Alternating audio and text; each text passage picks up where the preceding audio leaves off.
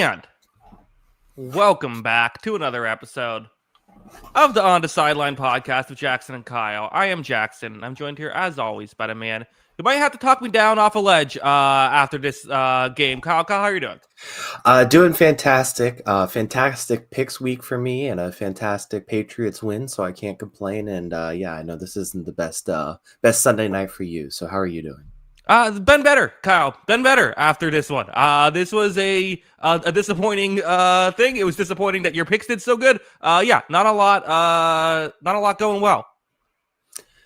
Yeah. Yeah, you got some definitely got some work to do. So you know. But yeah, I mean it was fun weekend overall, good weekend of football, a lot of interesting games, and unfortunately we start with our Sunday night game, which was not very interesting, but I do think there is a couple big takeaways to take from this one. Yeah, I mean, there's so we'll start there. This is a rough game, Kyle. So I'm not doing didn't have time to do the Tampa Bay Buccaneers fan recap. But I'm talking about it on the podcast right after, so hopefully people can find this. I mean, this was a disaster from start to finish. This reminded me of the Saints Buccaneers 2020 Sunday Night Football game when the Buccaneers lost 38-3. At least Tom Brady didn't get injured at the end of that, or in the middle of that game. Baker Mayfield leaves with a shoulder injury, which, if you remember, his left shoulder was what he injured his last year in Cleveland when he tried to play through that, and it didn't go very well, and Cleveland moved off of him. A move that worked out great for them. But I mean, it's just, I don't know. It's tough. It feels like when we lose one corner, all of a sudden this becomes the worst defense in football. They don't have enough receivers. I don't know if Chris Godwin, I don't know what he has left in the tank. It's bad. It's a bad team. I don't know. It's a flawed team when there's this many injuries, right? Obviously, I think that there is some built-in excuse there. Everybody does deal with injuries, but this has been a lot of injuries, man. Like, there is just only so much you can do. Then obviously Baker Mayfield has to come out of this game. And the game was over by that point. But even at that point, like this Buccaneers team just seems beat to hell. And like I said, I think it's an unfortunate season. It feels like it just kind of slipped away from them when they looked really good to start, and then they just kept losing guy after guy after guy. So now they're at 6-5, and I mean, after seeing Baker Mayfield have to leave this game, I mean, everybody else in the NFC South has to be, maybe not the Saints, everyone else in the NFC South has to be looking at this like this could be an opportunity now. We have to take advantage. Yeah, it's like I would do the math. I'm like, weirdly, Atlanta's kind of in this, depending on how that goes. Like, they're 4-7. They would need a lot with Kirk Cousins at quarterback, but that's just the state of the South at this point. We'll take a quick message. Hello, this is Overlap. Please welcome my good friend Caden, the newest subscriber. Do you know what Overlap is saying here? I guess there's a guy named Caden in the chat who's a subscriber. Hi, Caden. Okay. Okay, well, interesting. You have to individually welcome everyone, but anyway, yes, welcome anyone who is a new subscriber here. Yeah, I mean, I think Tampa Bay and Carolina are the teams. The thing is with Tampa Bay, this was a scheduled loss. Getting crushed by the Rams, I would have been mostly okay with, because you play the Cardinals, the Saints, the Falcons the next 3 weeks. Then you play the Panthers 2 of the last 3 weeks, and then Miami's in there. So it's like it gets so much easier after this. The issue is just, what is Baker Mayfield's health? If it's even best case scenario for a shoulder injury, he's probably not going to play next week, I would assume. I mean, Baker Mayfield's an animal. He'll put himself in there, but like, I don't want an injured Baker Mayfield who could make things worse. And his scrambling is a big part of his game. If you take that out of his game, can they beat bad teams? Sure, but like, Arizona's been in a lot of these games. It just feels like it was a lock. I thought even with losing 34-7 to the Rams, that they would win the division, just given the record and given Carolina's schedule. It is no longer that. Yeah, it's no longer a lock, and it's probably going to come down to those last, 2 of their last 3 games are facing each other. So good job by the schedulers there to figure that out and plan that in advance. But yeah, it does feel like it may come down to that for the NFC South. So definitely a tough day for Tampa Bay, and obviously made worse by the injuries. And we'll see if they can overcome it still. Like I said, I mean, coming out of that bye, you played 3 really good football teams. And yeah, it's frustrating to lose all 3 games, especially the last 2 in the manner you did. But the schedule is getting easier this second half, this end of the season now. Let's see if they can go back on a run and kind of right the ship. Yeah, it's what happened. Remember they lost 4 games in a row last year. Were able to do it, but they had a healthy quarterback for the down the stretch. Kyle, this Rams team is really good. Yeah. This is a loaded team. I mean, with the way this passing attack is going, Matthews. I realized very early on this is horrible if you want Drake May to win MVP. That you get basically 3 hours of Chris Collinsworth talking about how great Matthew Stafford is on primetime. Like that's tough for that. Like I think he locked it up with this, just with Collinsworth itself. I mean, he definitely came away the favorite from this game this week. He was awesome. I mean, this team is awesome. They're good on offense. They're good on defense. They're good on the defensive line. They're good in the secondary. They're good at receiver. They didn't even run the ball that well in this game, but they have a good running back duo. And then they have a great quarterback who at 37 is, solidifying his Hall of Fame career at this point. I think he's been fantastic. And yeah, I mean, it's really impressive what this team's done lately. I know there are other teams with similar records. I don't really know how you don't argue this team the best team in football right now. And if not the best team in football by a significant margin. They've won 6 games in a row. They've won 5 of those games over teams with winning records. 4 of those wins are against teams with 7+ wins. They've had 1, 2, 3, 4 of those wins against the winning record teams by double digits. So they're just going out and beating the hell out of everybody. Like this was obviously very convincing, but they've done this to everybody for the last 6 weeks. They've looked so good, and they look a step above everybody else significantly right now. I don't know how you don't come away from this thinking this is the Super Bowl favorite by a healthy margin. Yeah, I agree. I think they're a tier above everybody. On my tier list, I put the Patriots and the Rams at the top tier, but that's kind of just because I wanted one team from each conference. Like I think that the Rams should be favored to beat anybody. And also, just to be clear, I think Matthew Stafford should be the MVP. I'm not saying that he would undeservingly get it because of Collinsworth. I'm saying that he deserved it, and also that helps. Which is cool. Like it'd be cool to see. I know you're a little bit biased in this conversation, but like as a neutral fan, like I'm watching this game. I'm like, well, at least like Matthew Stafford's bumping up his MVP case. And like, why am I saying that? Like why is that my thought? I guess I needed some sort of silver lining, but yeah, I mean, there was a point the Rams were, I think Stafford started off 10 for 10 in this game or something like that. And there's a point when Collinsworth's like, the Buccaneers, they got to just figure out a way to stop the run. I'm like, that's not great. If it's like we can't do either of those things. Yeah. You needed a few different solutions there, I think. But yeah, I mean, he's fantastic. And I mean, this probably was the 2 highest approval rating quarterbacks in the league right now. Like I think everybody just loves rooting for these guys. And obviously he's done it for a long time and he's been successful. And, he had all those years in Detroit where it felt like it was a lost career, and then comes to Los Angeles and, now he's competing for another Super Bowl. Yeah, it's crazy. Let's move on, Kyle. Let's talk about the reports of the Kansas City Chiefs' demise might have been greatly exaggerated. The Chiefs, down 11 in the fourth quarter against the Indianapolis Colts, find a way. The Patrick Mahomes, who was kind of struggling offensively through the first 3 quarters, was completely locked in the fourth quarter. Kareem Hunt makes some big plays in this one, even if he ended up over 100 rushing yards. Yards per carry isn't crazy, but he did make some big plays. And Rashee Rice was great in this game, especially when they needed him to be down the stretch. And the Kansas City Chiefs, they weren't underdogs, but they pull off a very important win for them to get back on track here. Yeah. They definitely needed this one. I mean, it was, there was a point in the first half of this game where it looked like we were ready to write the obituary on this team. They were about to fall to 5-6. The Texans just had that big emotional win Thursday night. They would have been 6-5. You had, you would have had 9 teams ahead of you, basically. You had to climb over 3 of them to get into a playoff spot. 2 of them, to get into a playoff spot. It felt over at a certain point. And then, like you said, I thought Mahomes, it wasn't even just that he wasn't even playing that well to start this game. Like he just had these passes that just floated over guys' heads or just were fluttering around. And it's I've never seen Mahomes throw balls like that ever.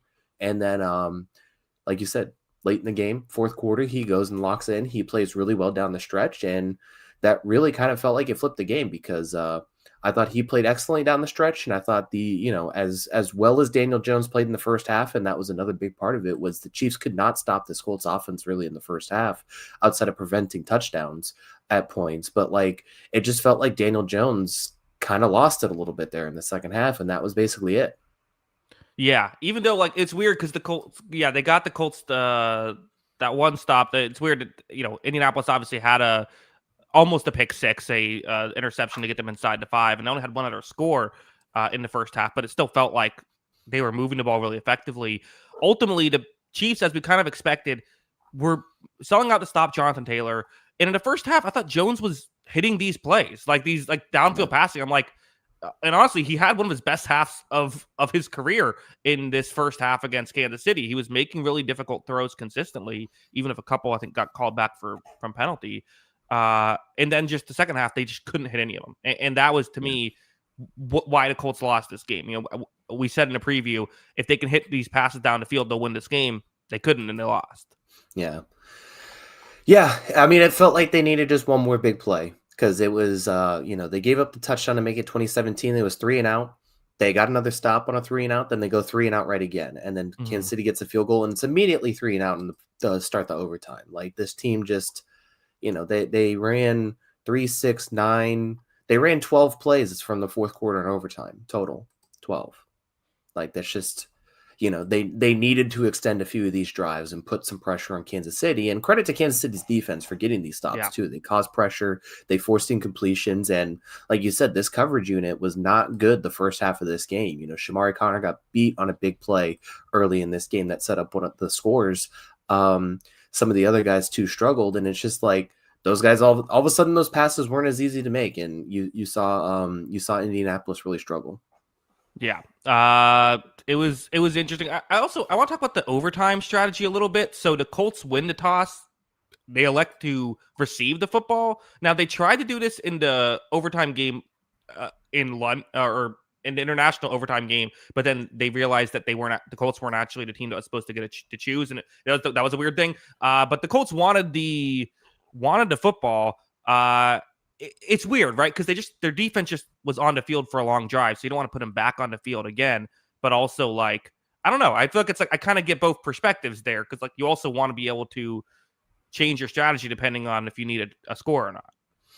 It's always usually better to have as much information as you need, right? Mm-hmm. Like, you have more data if you know what the other team does the first drive. So it feels like that makes more sense, but at the same time, like, I don't know. Like that adds like a little bit more information. Either way, you need to score. So It's just one of those things that I kind of shrug my shoulders at.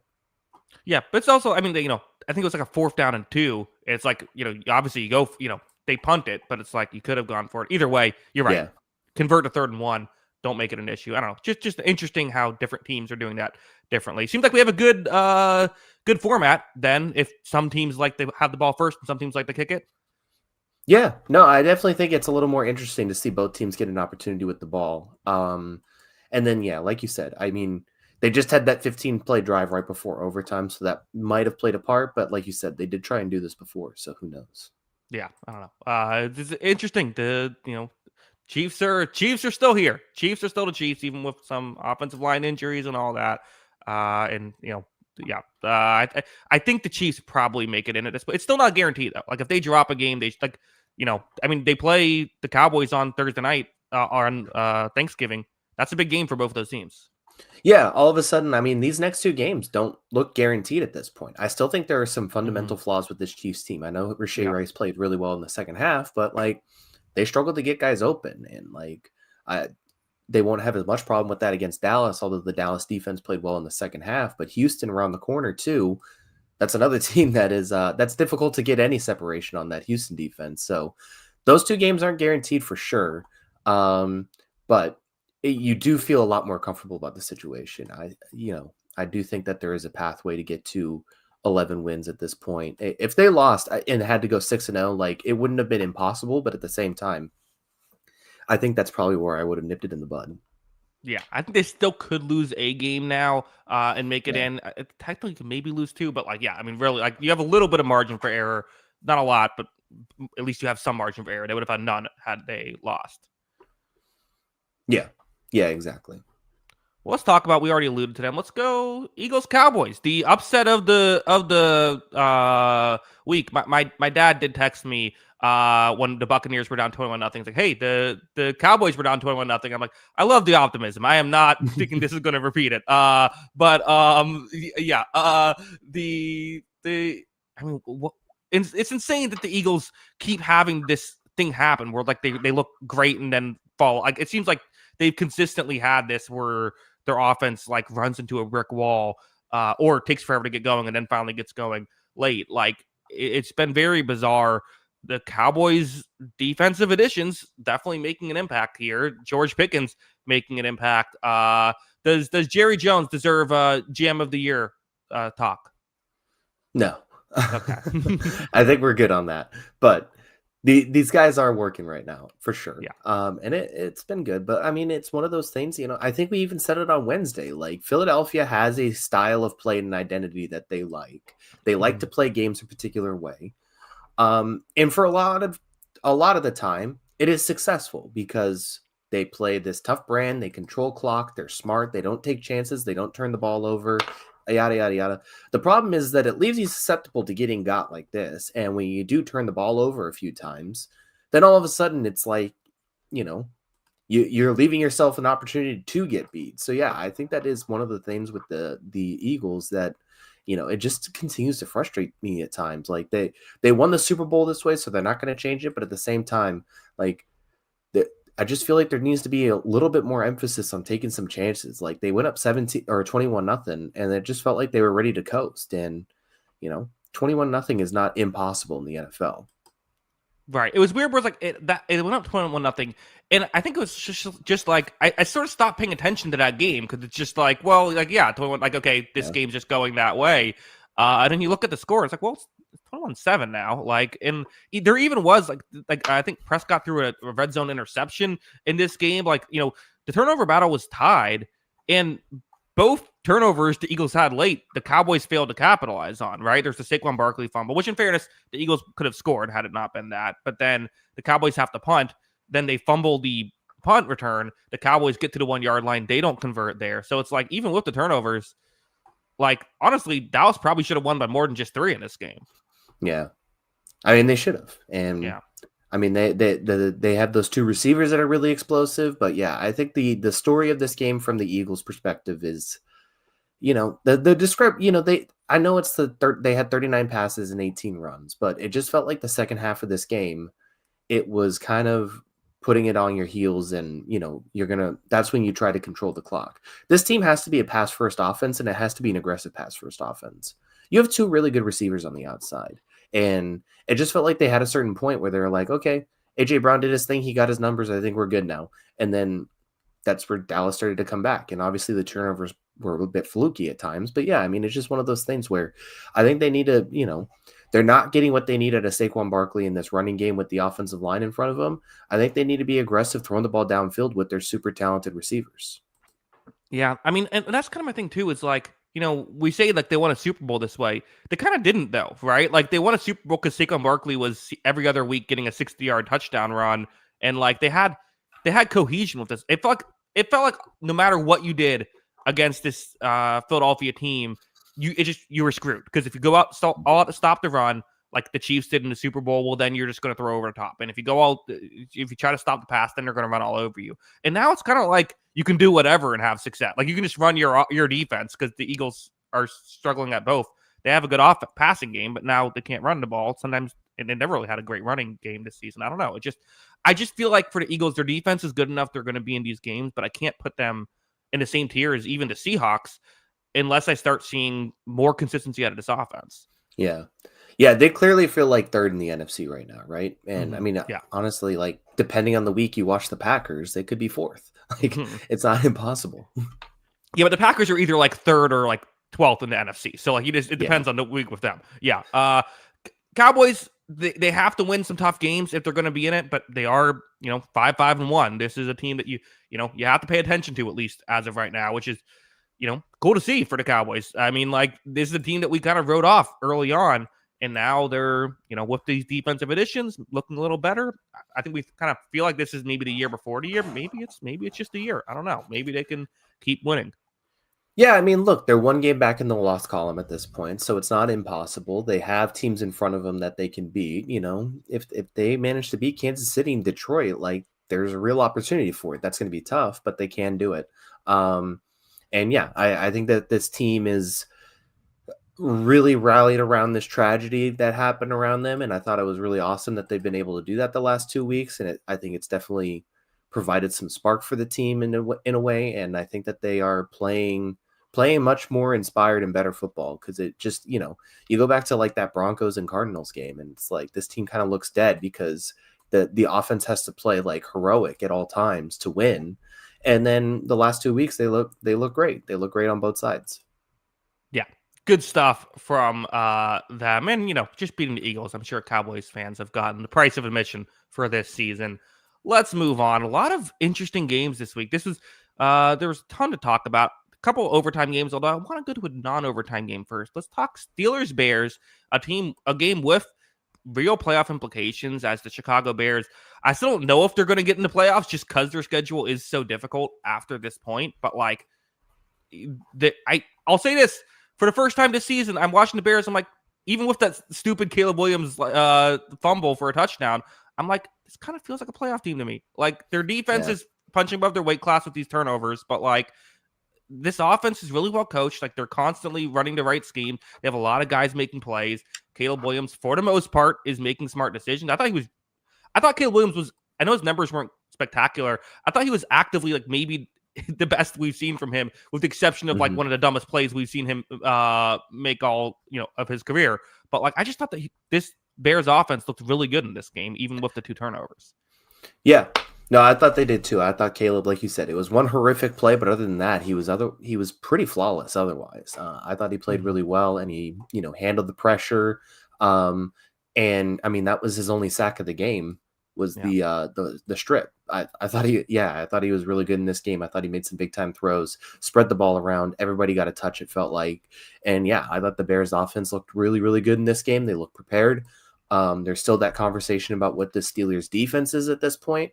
But yeah, I thought it was a huge, huge win for the Bears and being able to hold off on this game. And yeah, I mean, I don't want to be the one to keep criticizing it, because, people got mad last week, and it's like, look, I can say what I want. Obviously there's still flaws, I think, with this team, but they are 8-3. They are what their record is. We'll see how they handle Philadelphia, Green Bay, San Francisco, Detroit to end the season.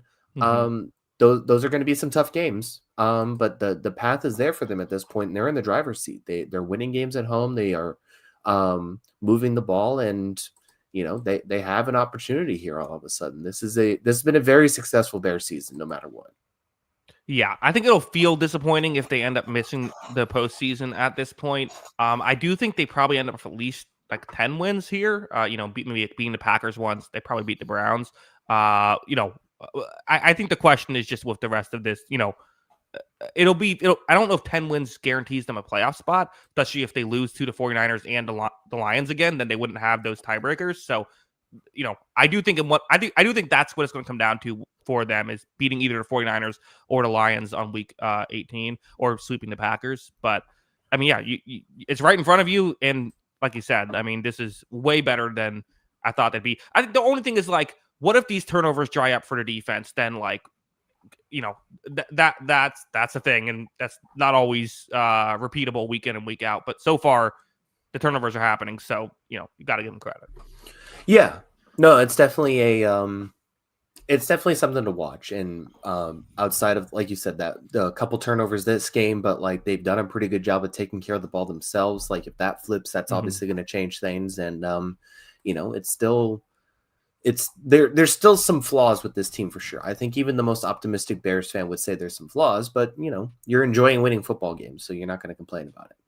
Yeah, I mean, it is funny. I feel like I go on, I try to see what teams are, I try to see what fan bases feel, and every Bears thing, it's just yeah, I don't know. I don't think we're that good, but we're winning. I think this week it's going to change. I think with this win, this is actually beating a team that's pretty good. Admittedly, I don't know if they win this game if Aaron Rodgers is out there, but still, winning a game against a team that was in a playoff spot, they're going to have to win some more tough matchups. As of right now, Kyle, once again, the Patriots looking to be in second place everywhere because for Coach of the Year odds. Oh no, this is opening. I don't know the. I think actually I do think Vrabel is the current favorite to win Coach of the Year, but Ben Johnson's right there. I mean, if they win the division, he should win Coach of the Year. Yeah, that is a much more difficult division to overcome. That might be it. It might just be like if the season ended today, Ben Johnson would potentially win it, but we're just assuming that the Bears will not end up there and the Patriots will, so the Patriots are like the favorites. Yeah, I mean, we're also the 1 seed, so I mean, it could go. It could. The strong argument for both guys. I think Vrabel has the stronger argument. I think Ben Johnson though he should get some votes. Yeah, I agree. I think he's done a really good job, and like I said, I think it's been very. He obviously had a lot of hype, but it came in with a plan and approach, and it feels like it's working. Yeah. Steelers, we didn't spend too much on them. Like I thought we sort of talked with them when talking about the Bears, though. Like, again, Mason Rudolph did not look great in this game. I do think that you get a little bit better quarterback play with Rodgers. You maybe are able to win this one. They're still okay. Both games against the Ravens feels like they might have to win one extra game. You don't expect them to win if they're going to be able to win, win the division or sweep the Ravens. But, yeah, still plenty of – it's still right in front of Pittsburgh here. It's in front of Pittsburgh. It's still just a frustrating team to me. I know, like I do this all with the caveat that, like, obviously it's a backup quarterback playing, so there's going to be issues there. But this defense, man, like, when did you ever think this TJ Watt, Cameron Hayward defense would have one quarterback hit and one sack? Granted, it was a touchdown, so that helps. But there's just not consistent pressure with this team. The coverage isn't very good. Jalen Ramsey didn't play very well this game, I thought, either. Like he didn't do much in coverage, and the guys around him aren't really helping. I don't know what I watch with this defense and like what are they good at? And it just seems like they're not really good at anything right now. They don't stop the run very well. They don't pass rush, and they don't have coverage. Like I don't know. Yeah, I think if they covered well, maybe they'd rush the pass rush would look a little better, but I agree. They're maybe not a great team, but still have a chance. Let's move on. Let's talk. Someone said, could Liam Cohen get some Coach of the Year credit? I think so. I think he could be in the conversation as well. Let's talk about the Jacksonville Jaguars. Kyle, you locked up the Jaguars here -2.5. So you nailed it. It worked out. But man, was Trevor Lawrence he must be Team Jackson because he was doing whatever he could. 3 interceptions in this football game. Still ends up with a decent yards per attempt here. But I mean, Liam Cohen, I think at one point, like they panned him and it was just like what are you doing? Like, it was just like, he's like completely baffled.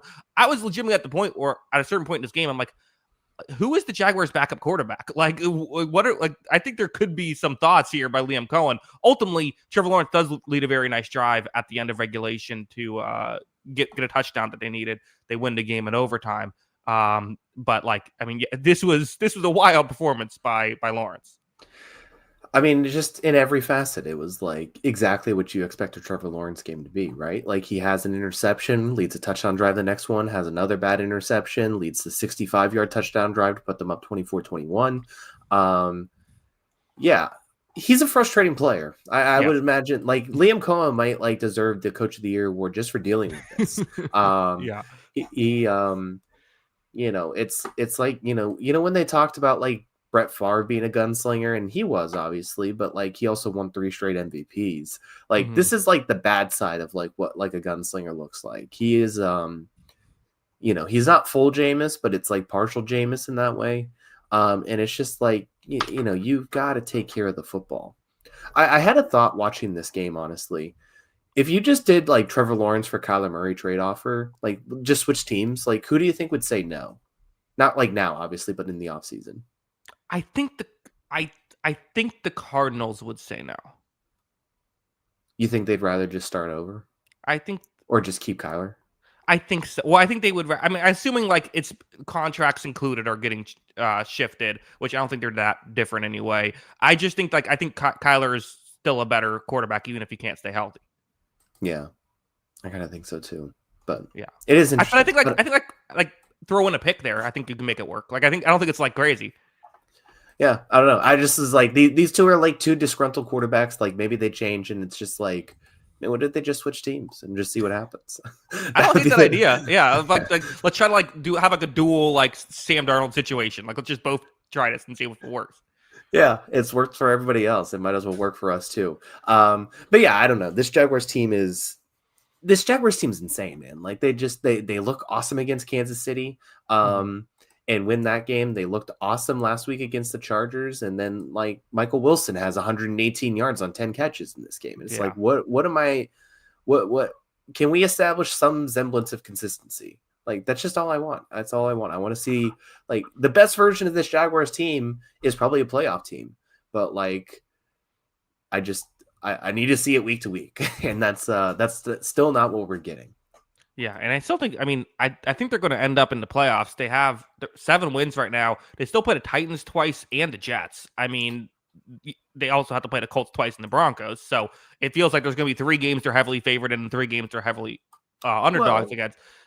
Go ahead. I mean, we should keep in mind like they're a game behind the Colts all of a sudden. Like this division felt over. They are one game behind the Yeah. Colts, and they play them twice. Like it's not inconceivable that they, especially with those 2 games against the Titans and the game against the Jets, it's not inconceivable that this team is winning this division at this point. And like I said, the best version of this team has played really well.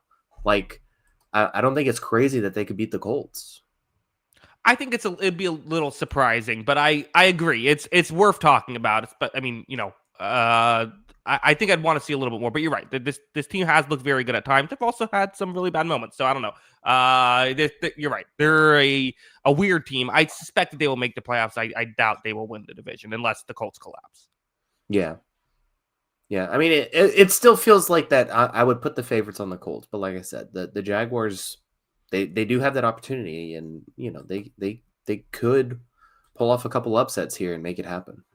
Yeah, definitely something to keep an eye on. Kyle, let's talk about your team. Made you wait a little bit for this. I mean, this was a bizarre game where I think in some ways the MVP for the Patriots was Jalen Ramsey, because Jamar Chase getting ejected or getting suspended from this game might have made a difference.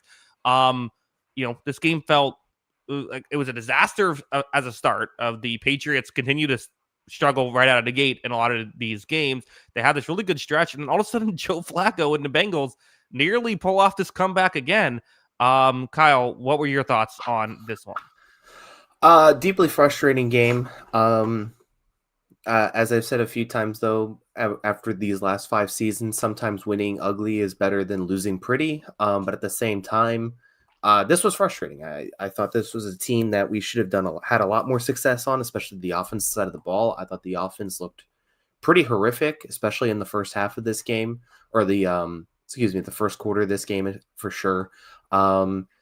And yeah, I think the first 7 throws of Drake May in this game were probably the 7 worst throws he's made in his life. It was brutal to start, and it felt like he kind of locked in after that and played a lot better. But every time it felt like, they had something going. It's like they got stopped here, they got stopped there. This team got stopped inside the 5-yard line twice and had to settle for a field goal, got turnover on downs. And yeah, I mean, I watched this game a lot and was thinking, like, is this just going to be like the Pittsburgh game all over again, where you get down to the 1-yard line twice and have 2 turnovers? Like, it felt like one of those games that we were going to lose because of that situation. So this team has to, I'm happy to win. I'm happy to be 10-2. We're now the 1 seed in the AFC. That is all like exciting. This team does have to figure out some things as far as like if they want to reach that next level, if they want to be the contender of the AFC, if they want to be the favorite, like converting inside the 5-yard line is going to be a thing. And Drake May, for everything that he's been good at this season, he is the worst QB sneak quarterback I maybe ever seen. I don't know what he's even planning on doing, but it looks rough every time. And yeah, so I think that they have to figure out some things to clean up for sure. And then the worst thing about this game was also the number of injuries that happened throughout. So Morgan Moses got hurt in this game. He came back. Jared Wilson and Will Campbell, though, both went down with ankle injuries and were carted off. Kyrus Tonga got hurt in this game on the defensive side, and that's also with us losing Milton Williams last week on IR. So a lot of injuries on the offensive and defensive line after this game. That's frustrating. Yeah, that's difficult. Overlap. Also, it's weird how I don't know what happened, but somewhere I don't get the name. I only get like it's like the @ for YouTube for whatever reason. So that's what comes up on my screen. But Overlap saying, Jackson, can you do the video where you show the best wide receiver core and how if you're a bottom third wide receiver core, you never make the Super Bowl? That was a great video last year. Well, I made one similar. I never know what to call them, but it's like what teams do these numbers say won't win the Super Bowl? Probably is the title of it. But I can just tell you, Overlap, the 5 notable teams that are in that section that don't make the Super Bowl. Steelers, Broncos, Eagles, Buccaneers, and Niners are currently teams that are in that stretch. Kyle, this has nothing to do with the Patriots. I apologize. It's okay. Patriots aren't in that stretch. They cleared the bar. Yeah, I mean, people are talking about, is CeeDee Lamb and George Pickens as good as Chase and Higgins? I feel like we're just overlooking Stephon Diggs and Kayshon Boutte there. Yeah, I think you're right. How did the Bengals almost win this game? Yeah, like I said, I mean, you got down to the 1 yard line twice and ended up with 3 points in those situations. Yeah. So those are 2 things that obviously have to get better. And then the defense didn't play well in the fourth quarter of this game. And all of a sudden, it's like they had the turnover on downs late. But some frustrating plays. I think that they definitely need to clean up. 2 defensive touchdowns, 1 for each side in this game. But hey, I mean, win's a win, and you can't get mad at that. Yeah. Ultimately, Kyle, I would love to be talking about an underwhelming win right now for my team. Yeah. We didn't lose 34-7 this week, that's for sure. Yeah, okay, you have to bring up the actual score. You're right, my fault. That was me. Yeah, okay. Well, let's move on. Another overtime game. The Detroit Lions, which it's got to be the first 7-point overtime win, right? Because usually it's just 6 points. But the Lions get the opening drive. The Lions were down 10 points in the fourth quarter here. Jameis Winston, the Giants had multiple trick play touchdowns, including one where Jameis Winston has it was a 33-yard reception where he was just ridiculous. Like I'm legitimately like, should he transition to like tight end or receiver or something? Like, he was really good on that play. Winston with a 33-yard receiving touchdown, also has 366 passing yards on 36 attempts. Jameis Winston, he's gonna make it interesting, if nothing else. The Giants nearly pull off the victory here, but the Lions are able to come through late. Big part of it was Jahmyr Gibbs, over 200 yards rushing, also 45 yards receiving in this game. That was a big deal, even with the offense sputtering through 3 quarters. And then he had the long, big part of that was 69-yard touchdown in overtime. That was ultimately the game winner. So, yeah, entertaining game here. Entertaining indeed. This game was wild. Can I say something brave to start? Sure. I think I'm finally willing to accept that Jahmyr Gibbs was the right pick when they made that selection. Okay. Holy crap, man. This guy's unbelievable. Yeah. He is so good. And obviously he doesn't get the walk-off touchdown for overtime. That's the one disappointing thing about the overtime rule. That would have been a great walk-off touchdown. But instead, he has a pretty nice day regardless. He's up over 250 yards. He gets 3 touchdowns. I'm sure there's a bunch of fantasy people on here that want to complain about that, but he was amazing. Detroit really struggled defensively in this game. And then, I mean, the best part of this game, though, was the Giants had the 2 most hilarious trick plays I've ever seen. They had the pitch, and then he threw it back to Jameis, and it looks like this play is just going to get blown up. Jameis is getting hit as he throws this one downfield, and it was just delayed to begin with. And it's like, oh, wait, Wan'Dale Robinson is so wide open that this still might work, and he's wide open for the touchdown. And then you have the other one where Jameis comes around and makes the catch, and it was a covered play. I can't believe Olszewski still threw it. And he does the back shoulder fade catch, stutter steps, tries to juke the linebacker and throws the stiff arm on him, and then hops into the end zone. And this is the most hilarious human being ever. Like, yeah, it's just, what an incredible specimen. I hope Jameis Winston just has a job in the NFL for the rest of his life, doing something. Yeah. Quite the performance. But is it just he's so used to chaos anyway that like trick play is like that's his like natural habitat? Like it's it's like Bane being like, I was born in the dark. Like Jameis was born in like no one knowing really what's going on. Yeah, pretty much. And then the funniest thing is the very so they Jameer Gibbs has his first of big plays after, or one of his big plays after that. He has a huge touchdown, 49-yard touchdown after that trick play that puts the Lions, what was the score there? Oh, cuts it to 3. And then Jameis Winston immediately on the next play after that trick play touchdown throws it right to a Detroit defender for an interception. Yeah. Like just threw it right at him. And it was just like, all right. And so this game gets tied up and that's where it goes to overtime. But yeah, just a hilarious person. It's impossible. Like every time Jameis Winston plays a game, it's impossible to talk about the other side of the ball. Like it just feels like that's all I want to talk about. But I mean, this is a huge win for the Lions. If they lose this, they're now 6-5, and you are fully like, what is going on with this team? They play the Packers on Thanksgiving, so obviously that's going to be in Detroit. That's again a huge win against a team that beat them earlier in the season. I still think the Lions can get into the playoffs. Even if they lose this game against the Packers, I think they can get in. But they, you want to start seeing them playing better. I think that's just what you like. If you're a Lions fan, it's just again, this ground game it's the defense just hasn't been as good this season due to injuries. It's kind of similar to last year actually, where it just as injuries, it just keeps kind of falling apart. But I also just think the offense has like taken like a small step back, but that's just a big deal because of the defense not playing well. Yeah, I mean, look, I think this team has a definitive issue with teams that can rush on the defensive line and drop a bunch of guys in coverage. I mean, we saw that Packers game week 1, which is week 1. You take it with a grain of salt, right? They didn't look good in that game. They didn't look good in the Eagles game at all. That was one of Jared Goff's worst games as a Lion in general. And then, they ended up scoring 34 in this game because Jameer Gibbs hit a couple big plays, but I didn't think Goff played well in this game at all either. And that's because, the Packers have obviously a really good defensive line. Eagles have a great defensive line, and the Giants have a great defensive line. I think that causes this team legitimate problems when you can rush with 4 and put pressure on Goff. And he's missed a lot of throws, it feels like, the last 2 weeks. So, they're still in a position, I think, to make the playoffs and have a shot, but they play the Packers again next week, a defensive line that I just said is going to cause some problems. They have the Rams coming up after that. That is another defensive line that's going to cause a whole lot of problems too. How are they going to be able to overcome this, and how are they going to be able to overcome these flaws, it seems like, on this roster? Yeah, and they have other teams that are trying to get that playoff spot. You have the Dallas Cowboys, you have the Chicago Bears, the last game of the season. So yeah, I mean they can do it, but they gotta win their games. Let's move on, Kyle. Let's go to a game that usually would have been the last game on this show, but I think because of one player, we got to bump it up a little bit. Browns Raiders. Miles Garrett, another really good performance. No, Shedeur Sanders here, who ends up with over 10 yards per attempt in the game, 1 touchdown, 1 interception. Now he had a 60-yard screen pass that certainly helped. I mean, Shedeur Sanders had a couple of very nice plays.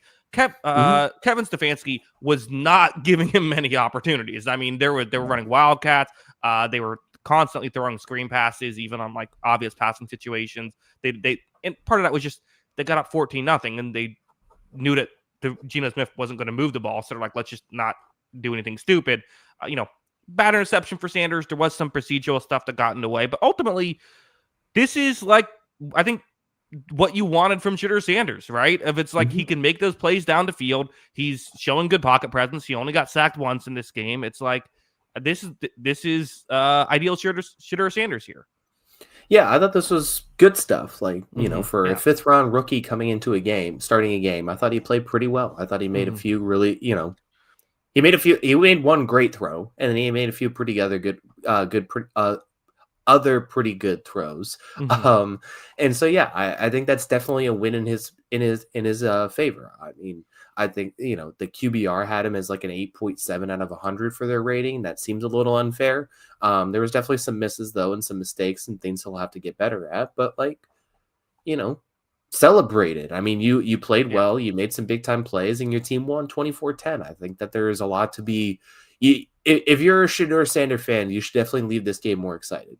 That's for sure. And it's the game too where it's like Sanders just needed to do this. Like he's a 5th round pick, whether he should have been or not. He needed to go in and have a good performance against the Raiders if he was going to have a a real shot down the stretch. And so, yeah, that's that's just what needed to happen here. Again, I mean, I don't know. I don't think it's impossible they could go back to Dylan Gabriel, depending on how things go next week. I do want to see more Shedeur Sanders, though. I just think that we know who Dylan Gabriel is at this point. I want to see more of Shedeur Sanders. Gabriel's fine. I think he's going to be a good backup in the league. But, even the one play Shedeur Sanders made that everyone was excited about, the 52-yard pass to Isaiah Bond, the reason why you'd play him over Dylan Gabriel is that is the throw that Dylan Gabriel cannot physically make. He doesn't have that arm, and he doesn't have that elusiveness. So, that's a play he can't make. So you might as well play. Yes, there's going to be more mistakes in there, but, you might as well just play the guy who can do that every once in a while, too. So yeah, I thought they had a game plan. Obviously, they were very conservative with it, but they were able to get the job done. Over 10 yards per attempt, and a good job by the Browns overall. And the defense, this defense is just devastatingly good. This is the best defense I've ever seen from a 3-win football team. And I mean, it's maybe. I mean, we're at the point now where it's maybe the best individual defensive season we've ever seen. There's guys who've had a lot of defensive touchdowns that would probably counteract that a little bit, but we're at 18 sacks in 11 games. I mean, this is just absurd stuff. He torments every play. Every play he's effective. I've just never seen it from a defensive end. There's not a play where he's ineffective. Right. It was crazy because during this game, so Myles Garrett ends up with 3 sacks here to put him up to 18 on the season, which is the most he's ever had in the season. It was just the way this game was going was Myles Garrett was getting double teamed every play, and the question wasn't can he get there before the play is off? It's just, can he get there before a different Browns defensive lineman will get to Geno Smith? It's someone's going to get to him. It's just who's getting there first.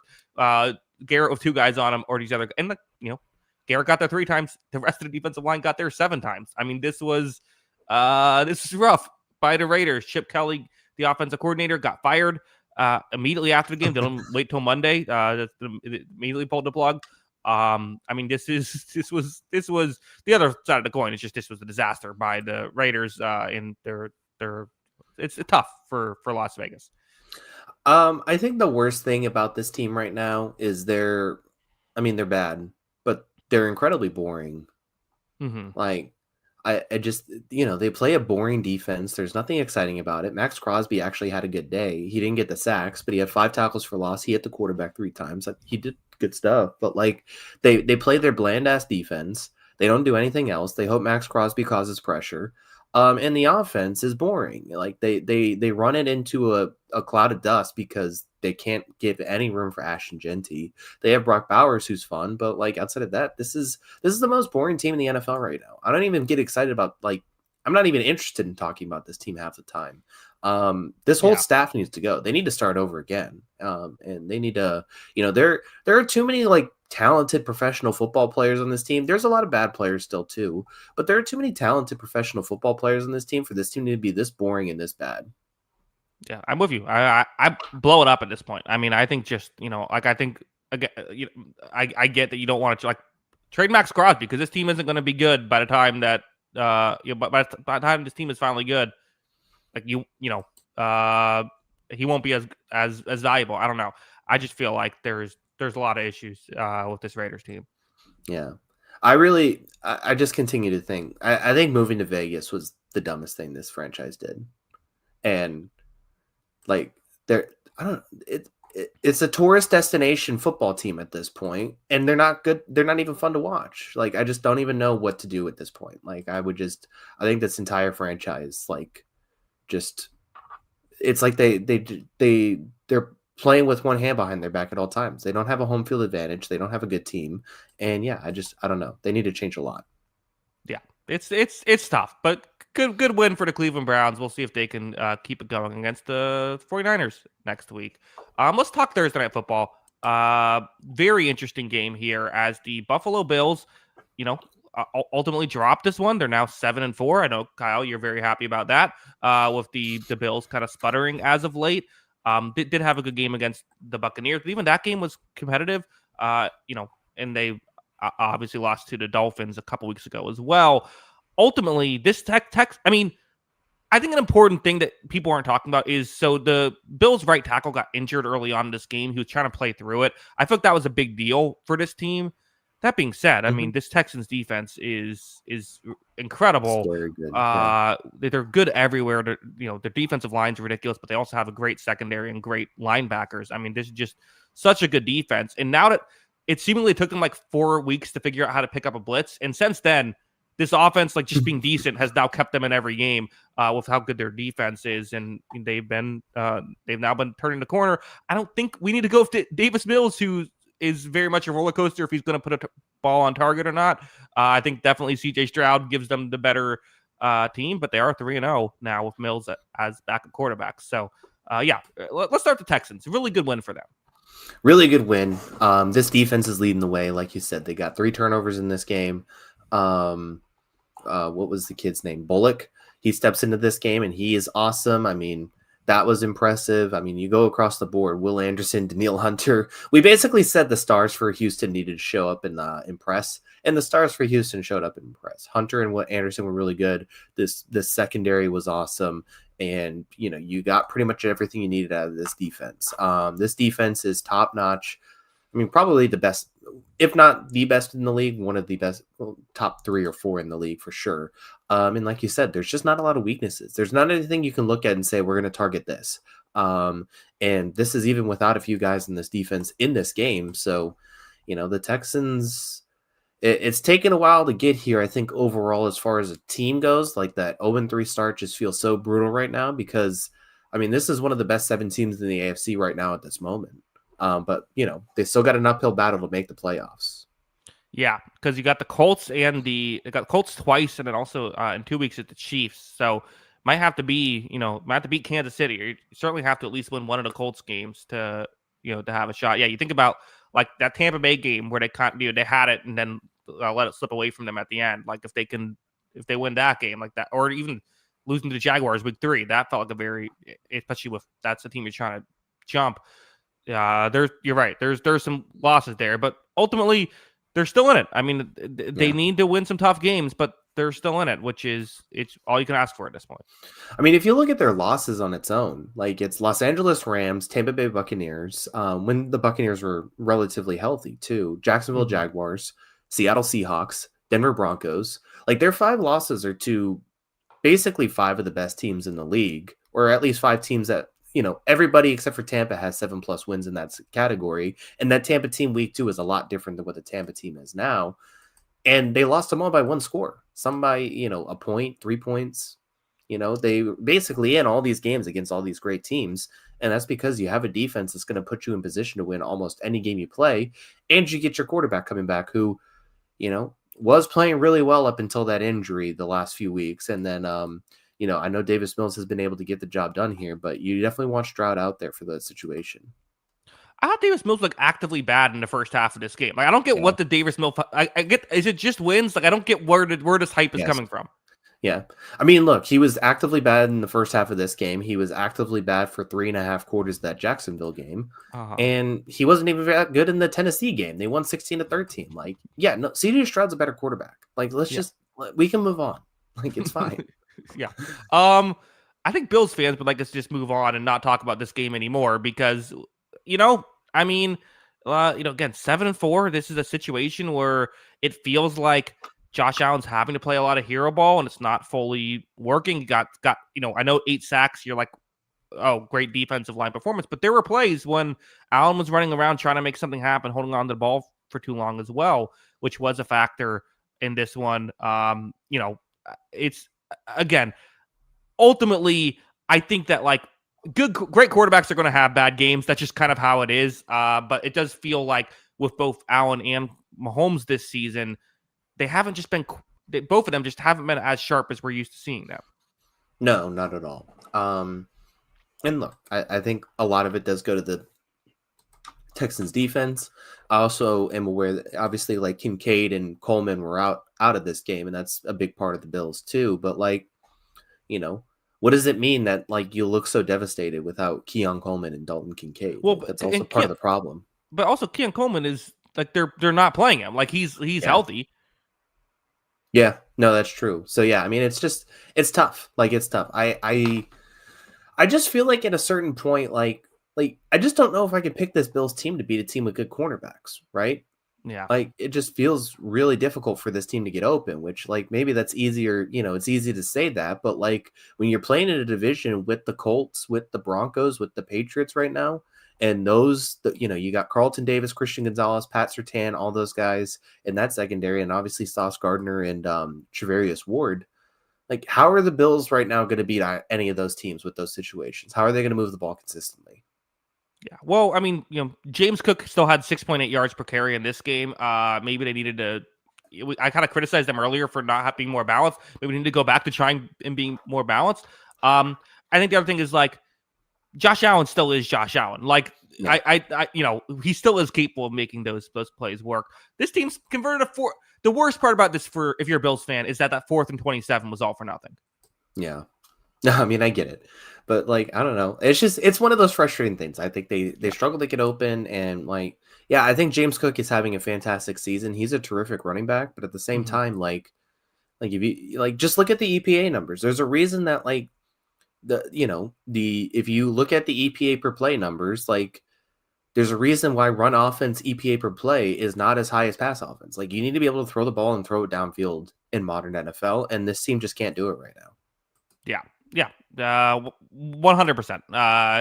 That's probably why they won't win the Super Bowl, which is, I think you got to be a little sick to your stomach if you're the Buffalo Bills, that the 1 year the Kansas City Chiefs look like nowhere near as good. Like you're also struggling. Yeah, you're also flawed. I mean, yeah, I mean their division, they're 2.5 games down now. I mean their division streak's up for grabs, and it's an uphill battle. The one thing I thought of is there is a weird scenario where Tampa Bay could now have the longest division streak in football if the Chiefs and Bills both miss, which would just be hilarious. Like they go like 8-9, win the division, and then keep the streak. That's what I want to have happen. Yeah, that would be that is pretty good. It's totally an NFC South streak. Like I think like I'm pretty sure in Todd Bowles' era there has not been an NFC South team finish with 10 wins other than the Buccaneers. I think the Saints had 9 1 year. You play your schedule. That's all that matters. Yeah, exactly. Win is a win. Hey, Carolina's okay this year. NFC South's not that bad. Yeah, let's move on, Kyle. 4 games left to discuss. Let's go Jets Ravens, because this was interesting. Ravens really struggled in the first half, only 3 points, and those points were late. Offense did wake up in the second half. We're struggling to run the ball in this game. I don't love this Ravens offensive line. Not exactly a hot take. They were able to get some pass. I think Zay Flowers is really good. Been kind of an underrated thing keeping this team afloat. Ultimately, though, again, Ravens pull off a victory. Their defense does look better against weak competition, but still looks better. And able to, the Jets are the Jets, whatever. I don't have too much to say about them. They went with Tyrod Taylor. I guess it was better. They still only scored 10 points. But like the Ravens 6-5 now. Again, the Steelers lost as well. They're pretty much in a spot where I think it's very possible the Ravens could not even need that last game against the Steelers, although it's still a lot of football left to be played. Yeah, it also just depends on how long Aaron Rodgers is out too. Yeah. But yeah, I mean, this was frustrating, I think, too. I mean, like, I will say, I think the Jets defense the past couple of weeks has played a little better, but like, that's still not an awesome sign, I think, overall. Like you said, this offensive line has just really struggled.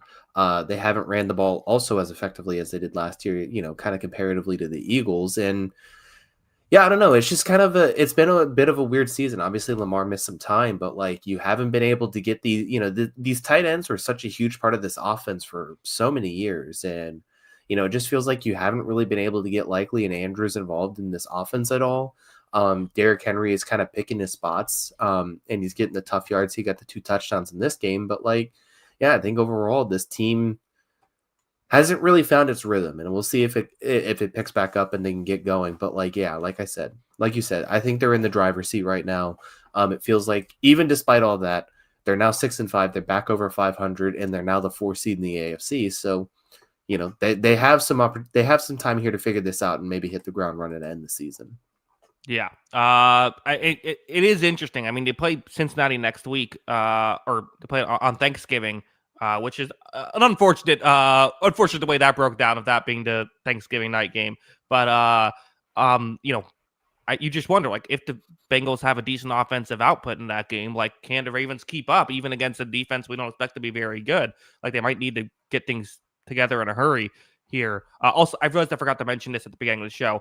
Podcast for the preview show is going to be Tuesday this week instead of Wednesday. So everyone, same time, 6 p.m. Eastern. But so everyone, if you like watching those shows, make sure you're there Tuesday instead of Wednesday. But yeah, any other thoughts on this game? No, I think we talked about the Ravens enough. The coverage is still a little hit and miss for me sometimes too. I didn't think Tyrod played that bad, honestly. I mean, his numbers were pretty decent. Yeah. Let's go. Someone whose numbers are not decent. Vikings taking on the Green Bay Packers here. JJ McCarthy things tough. End today with 87 yards, no touchdowns, 2 interceptions, passer rating of 34.2. Packers look better. Once again, continue to have kind of, start playing better football. They, Josh Jacobs isn't out there, but Emmanuel Wilson's able to have a good offensive day with 100 rushing yards and pair of touchdowns. Ultimately, the Packers take care of business against a Minnesota team that is kind of spiraling right now. Spiraling for sure. They can't stop the run. I know they got to handle them under 4 yards per carry, but it just felt like they still got whatever they wanted there, and they just got the yards they needed.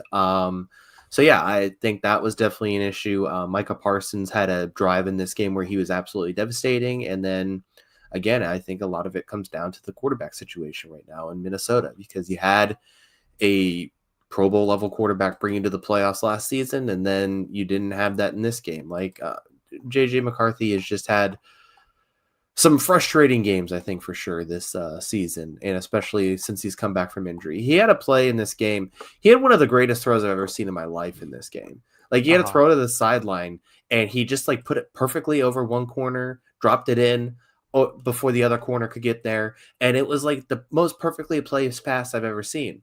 And then it ends up the very next play, because it was like 1 minute left in the half or something like that. He ends up putting them in Green Bay territory at the 40-yard line. And then the very next play, he misses Justin Jefferson by about 3 or 4 yards on an easy throw. And then he gets sacked for 7 yards for holding the ball too long. And it was just like, how do you have that? You have to be able, it's great that you can make that throw. He does have arm talent. And I think people overlook that, because there's a reason this guy was a 5-star prospect. The ratings on him were pretty insane and all that when he was in high school. He has the arm talent, but you have to be able to make the easy stuff happen too. And he's just not doing any of the easy stuff. Yeah. I see people in the chat are saying, where do we, it's just, do you add someone, Mac Jones, to the Vikings? I don't hate that, depending on the price tag. But ultimately, I don't know. Who knows with these young quarterbacks? Like, again, I never would have in a million years thought Josh Allen after year 2 was going to end up being one of the best quarterbacks in football. Like, you do have to kind of, this is the risky run, but like, yeah, I mean, I wouldn't be shocked if they kind of do what the Colts did this offseason of like, just maybe have a quote unquote expensive backup and see if they end up being the starter when it's all said and done. Yeah. I mean, they have to bring at least somebody in the building. Yeah. You have to have an option there. So whether it's a Mac Jones, I mean, heck, I mean, I would even say bringing in Malik Willis if you could, because, yeah. I don't think it's that crazy. So, I mean, somebody to come at least challenge for the position. And, if he's not going to play good enough, then you got to be ready to move on. Yeah. Let's move on. Good win Aaron for the Rodgers. Got to go full circle. We still haven't hit it. Still have it's maybe I don't know. We'll see. 2 games left. Good win for the Packers, though. Impressive stuff by them. 2 games left. I guess to Seattle against the Titans, where this game was kind of competitive for a bit. It ends up being a 1-score game, so give the Titans credit for that. Again, more signs of life for Cam Ward, who ends up being the leading rusher in this game. Kyle, Tony Pollard ends the day as he was their primary running back in this one. 11 carries for 20 yards. That's 1.8 yards per carry. That's rough. Not only was Cam Ward the leading rusher, he had more rushing yards than the rest of the team combined. I mean, again, he showed some signs of life. Like, that's the one thing you look at here. This was his best game of his career. Like, Yeah. and it was against a really good defense. Yeah. I think they fell asleep a little bit in this game, honestly. He had some pretty crazy throws. He had one on the sideline that he kind of just threw up there and made a big play. Had a nice touchdown pass, made some elusive plays. And yeah, I mean, look, this is definitely a building block game, I feel like, for Tennessee. Like, you went up against a really good defense and your young quarterback looked the best he's looked all season. And I think a lot of it is more situation than him himself, because I think he has shown that he has a ton of talent. But I thought he played well in this game, especially late when they needed a few scores. And yeah, good job for him. And Seattle probably would have liked to close this game better, but at the same time, like, they had just some very easy offensive plays early in this game, and it felt like they were on cruise control from that point. Yeah. Jackson Smith and this is one of those, again, this is the 2025 Seahawks offense in a nutshell, where they have 244 yards of passing offense. Jackson Smith and Jigba has 167 of those. Like, it's just like he's so much of this team, and it's working. It's great stuff, and he's uncoverable. And then I don't know. I agree. Like, it's weird where it's like I don't feel this is like a great performance, but I also don't really know like what I guess you'd maybe like the secondary to hold up a little bit better against the Titans, but I don't know. Yeah. Well, I mean, it was 23-3 in the third quarter, and then they had a 90-yard punt return. And then it was immediately 30-10 after Seattle went down and scored again. So I think they're giving us some benefit of the doubt for not closing the game as well as they should have. But at the same time, like, yeah, I'm not going to criticize it too harshly. They did what they had to do, and this offense, it was a good bounce back performance for the offense, which I think obviously Sam Darnold would have liked to play better than he did last week. And I still have complete faith in this defense, no matter what. Yeah, and the no turnovers is big too for Darnold. Yeah. Well, let's move on. Final game, rivalry game. There was a lot of like dueling like social media posts between these two teams, and it's I don't know. It's very much like, okay, you guys have fun. Kirk Cousins though comes in and shows that maybe he's still an NFL quarterback, or maybe just played the Saints. I don't know. Tyler Shuck did not play as well as we were maybe hoping for in this game. Kyle, any thoughts on this game? No. Hey, we just talked about Vikings needing a quarterback. Kirk Cousins? No. Oh yeah, there you go. That would be just tough. You could use another $140 million contract in there somewhere, maybe. I think he'll probably stay on the Falcons next year. Like, I don't know if I don't think they save money by getting, or maybe they save a little bit. I'm not sure how the contract is structured. They might need him for another. He'll be on the books at least for the Falcons next year. Well, yeah, I mean, that's the thing. It's like, well, and not to mention, like, did they announce, is Penix, was it an ACL thing? So, I mean, yeah, he could also not be ready next season to start. So, yeah, I'm looking at it. So his projected cap hit for 2026 is $57 million. They could save 22 of that by cutting him. So they'll probably do that. But that still means they're going to pay him $35 million this upcoming year. That might have been a miss by the Falcons. Won you this game, Hot take, yeah. I think I'd probably agree. Yeah, I mean, this was a whatever game. I thought Shuck had some really nice throws. I thought he had some mistakes, obviously, too. This team doesn't really have a running game right now. Going through the list here, Atlanta's pass rush came alive in this game. 5 sacks. That was big. James Pierce, sack and a half, trade win, double trade win between that. I mean, they just, Falcons front office was pumping their fists at this game. They knew what they were doing. Yeah. Do you think there's like, is there some way, are there like, do you think Raheem Morris is a little bit like, hey guys, maybe we should like try to scheme up James Pierce, get him as many like good looks as possible here. Like we kind of like everyone's making fun of us for trading away our first round pick. Can we try and like get him on the stat sheet here? He's a perfectly fine player. Yeah, I think. I have no problem with James Pierce. I thought even before this game, I mean, he almost doubled his sack total in this game. But like, I think he's been a perfectly fine player this year, and I think he's going to be good in the NFL. The problem is that you probably are going to get a better player at your pick next season, and it's not your pick. Sure. Right. It's James. If you ended up spending the 9th overall pick on James Pierce Jr., you'd probably feel fine about it. But it's just like, it's a little bit, it feels worse given how it's gone.